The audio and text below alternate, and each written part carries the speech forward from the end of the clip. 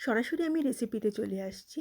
এখানে আমি নিয়েছি টক দই, তার মধ্যে দিচ্ছি হলুদ, লঙ্কার গুঁড়ো এবং আপনার ইচ্ছা মতো আপনার রান্নাঘরে যা যা মশলা আছে আপনি সব কিছুই দিতে পারেন।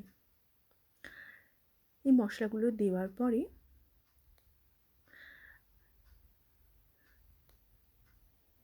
আমি দেব, এখানে আমি গোলমরিচও ব্যবহার করেছি, আপনারা ইচ্ছা হলে সেটাও ব্যবহার করতে পারেন। আর আমি সর্ষের তেল দিয়েছি, সর্ষের তেল। আর দেব ভিনিগার অথবা লেবুর রস। আমি এটা লেবুর রসই দিয়েছি। তো লেবুর রস দিলে যে কোনো জিনিসই ম্যারিনেট করে রেখে দিলে তার স্বাদটা খুব ভালো হয় এবং ভীষণ নরম হয়।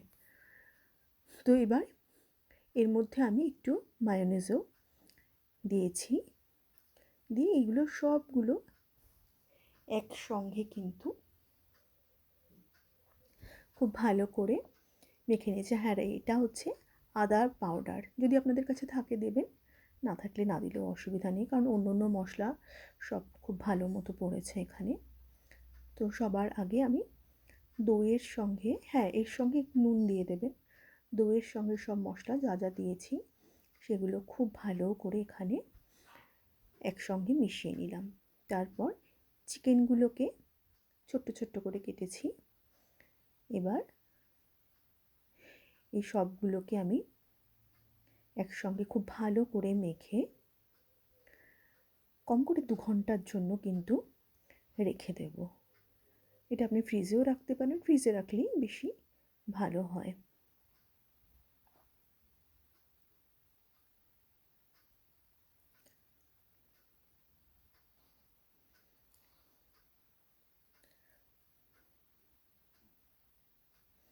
এটা রেখে দেওয়ার পরে এবার আমি অন্যদিকে একটা সস মতো বানিয়ে নিতে হবে। তার জন্য আমি ইন্ডিয়াতে দেখেছি, কিন্তু আপনারা রসুন দেওয়া যেই ইয়েটা পাওয়া যায়, আপনারা মায়োনেজ এটা ওটা ব্যবহার করতে পারেন, ওটা খুব ভালো। আমিও এটাই ব্যবহার করেছি, এখানে এটাকে অন্য নামে বলে। আর কেচাপ, এর পরিমাণটা কিন্তু অনেকটাই বেশি বেশি করে দিতে হবে।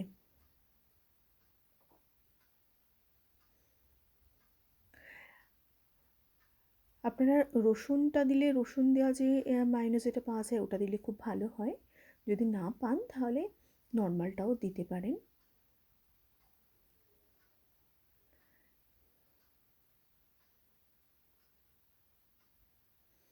এবার এটাকেও আমি একটা পাশে রেখে দেব। এটা আমার গ্রিল ফানে। আমি এই রান্নাটায় কোনো রকম তেল কিন্তু ব্যবহার করছি না। মাখার সময় একটুখানি জাস্ট তেল দিয়েছিলাম, 1 চামচের মতন। আর এই ফানেতে কোনো রকম তেল না দিয়ে আমি ডাইরেক্ট এগুলোকে দিয়ে ভেজে নেব, খুব ভালো করে ভেজে নেব।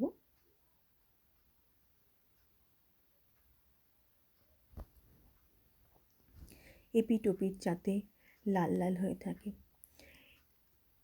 এই খাওয়াটা আমি জানি না ইন্ডিয়াতে এখনও মানুষ পছন্দ করে কিংবা এখনও আপনারা দেখেছেন কি না। এটা কিন্তু একটা অ্যারাবিশ খাওয়া। আমরা একটা অ্যারাবিশ রেস্টুরেন্টে এটা খেয়েছিলাম, কিন্তু এর স্বাদটা খুব ভালো।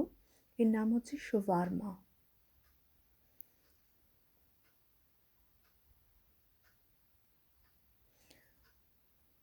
আমি এখানে আরেকটা জিনিস যেটা নিয়েছি, আমার কাছে এর জন্য বড় বড় রুটি ছিল, আমি সেটাই নিয়েছি।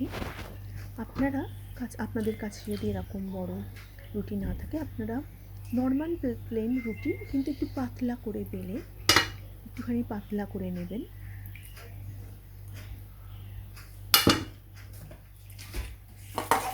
নিয়ে প্রথমে স্যালাড দিলাম, তারপরে এই চিকেনগুলো দিলাম, তারপরে যে সসটা তৈরি করেছি মায়োনিজ আর কেচাপ দিয়ে, তার উপরে এইটা দিয়ে দিলাম।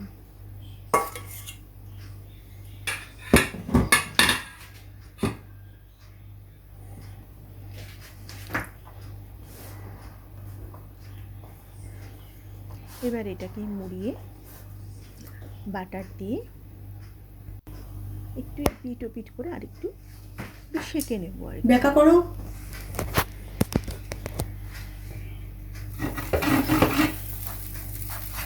রাতের ডিনারের জন্য আপনারা করতে পারেন, একটু অন্যরকম হবে।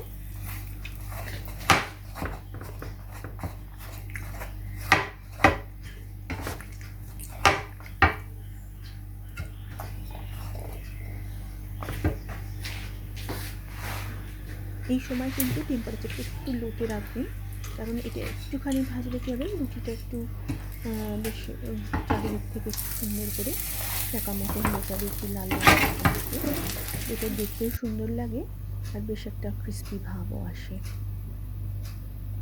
ব্যাস হয়ে গেল আপনাদের শাওয়ারমা। খেয়ে দেখুন।